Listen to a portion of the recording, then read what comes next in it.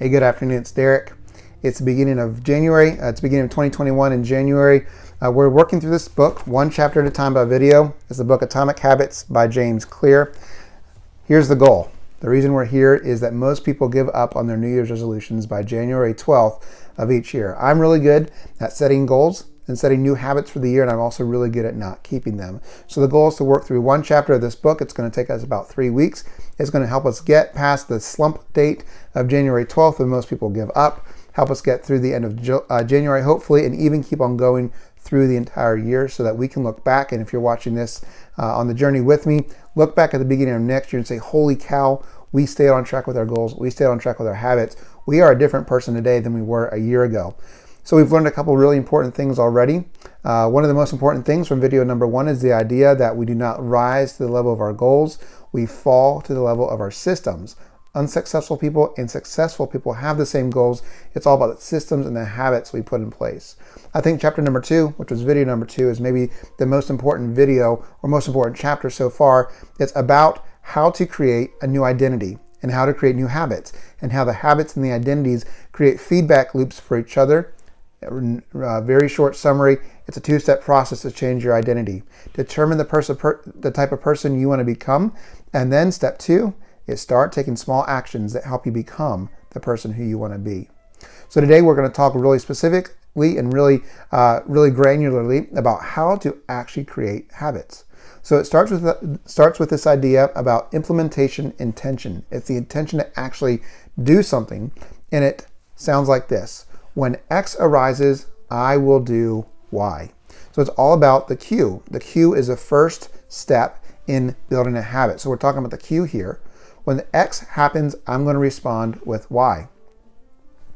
That means that when you say that, there is no confusion about when something's going to happen and what exactly you're going to do. A lot of people think they lack motivation. I've said that before. I'm just not motivated. You don't lack motivation. You actually lack clarity. You have clarity on when you're going to do and what you're going to do. It's very easy to say I'm going to do something in the future and not be very clear about it. But when you're clear about it, there's a very good idea about what's going to happen and when it's going to happen, and you can be clear. So you don't lack motivation, you lack clarity. So let's get really clear on what you're going to do.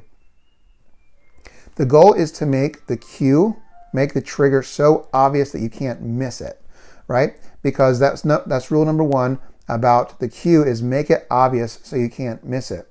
So even if you don't feel like getting motivated, even if you don't feel that you're motivated, you have clarity on exactly what you're going to do with this implementation intention.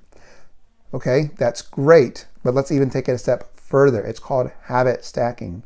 So there's already a lot of habits we already have in place in our life. So the idea is to stack a new habit on top of an old habit that already exists. And it should be an old good habit that you want to keep. So for example, habit stacking goes like this. After my current habit, which I already have, I will do a new habit. So it sounds something like this. These are examples from the book. For example, meditation.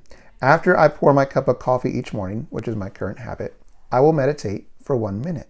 That's very specific, very clear, and even if I lack motivation to do it, it's very clear on what my intentions are to do. How about this one? In marriage, after I get into bed each night, that's a habit that we do, I will give my partner a kiss. Maybe that's a new habit that you want to start. How about exercising? And here's a good one, because I struggle with this one.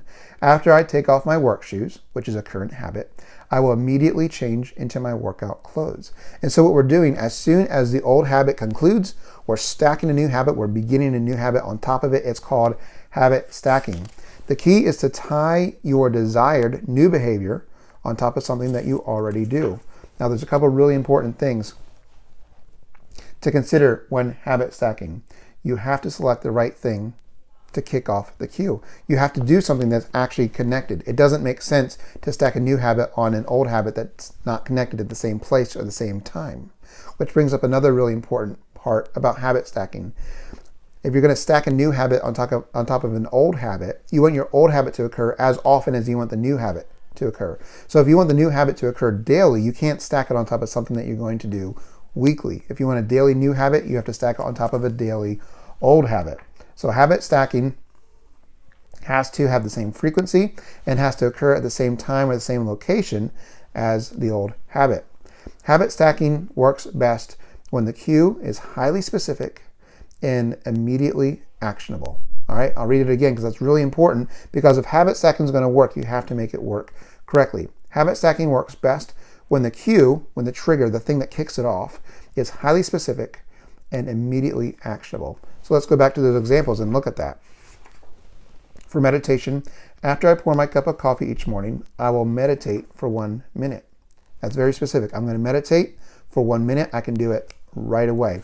How about the exercise one? After I take off my work shoes, I will immediately change into my workout clothes. It's very specific and it's actionable right then and right there. The more tightly bound your new habit is to a specific old one, the better odds that you will do it every single time. So, habit stacking is the key for today. I want you to put it into place and see how it starts working in your life. Find an old habit that you already do. You get up in the morning, you take your shoes off, you take a shower, you get in bed, and then stack a new habit on top of it. A new habit that you want to do. That's your new homework for today. Habit stacking is the big idea. It has to have a time and it has to have a location. When are you going to do it? Where are you going to do it?